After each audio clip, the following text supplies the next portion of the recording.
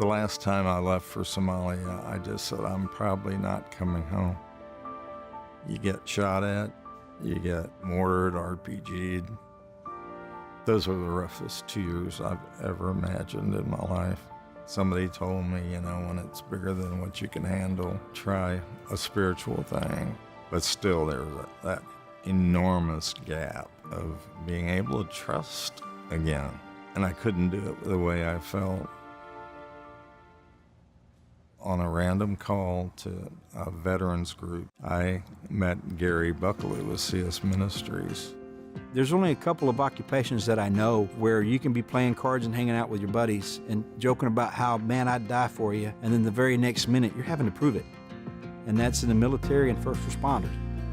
Once I'd given my life to God, I knew what I had to do, and that was to develop something that would bring to these men and women an opportunity to find healing.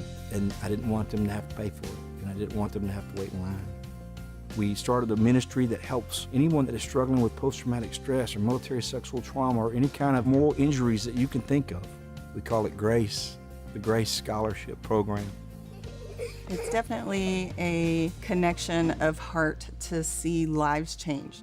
This is what we're supposed to be invested in, is seeing people be able to have a full and abundant life, not just suffer every day. The refuge was born out of the idea that we could bring intensive counseling to people. And we wanted to be able to bring mental health to them that they would be able to easily achieve without having to get pushed into a mass population like that. And so we put our heads together and we thought, what if we raise enough money to where all they have to do, whether they go for 12 weeks or 6 months, 6 times a week or once a week, at no cost to them. And they were like, I think that's a good idea.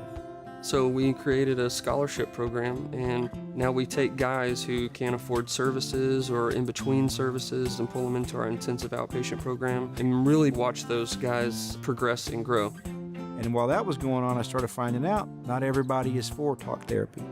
We said, okay, if that don't work for you, why don't we start over? Why don't we give you another 12 weeks and you start at Henry's Home? And between those two, we've had tremendous success. Henry's Home became a nonprofit in 2014. Our founder, Donna Stedman, had a vision to help people and animals, so she started the sanctuary. The animals, they've suffered their own PTSD and they've been through trauma. Most have been starved or neglected or abused. Working with people who have suffered the same kind of experiences, it's a unique pairing and a unique bond that they have. I have deep scars. They have deep scars. We have wounds in our hearts, mind, bodies, and souls. The horses have souls too, I believe. It's quite an experience working with these animals. I'm at awe. They're just such powerful animals, and here I am able to react with them, and they're able to react with me and show me their trust and faith in me. Couldn't equate recovery and buddying up with something that's 3 times bigger than me. I buddied up with Henry, then buddied up with another one, and Henry didn't like it at all. So I know jealousy now. We practice at Gala, and it's all on the ground. You don't ride. It's just working with the creature one-on-one. We find out that trauma's done to us and sin is done by us. You can recover because it don't go away. It's not going to go away. But you can live in life of joy. You can live a life that is fulfilling. You can live a life where you can be a dad again. You can live a life where you can be a husband.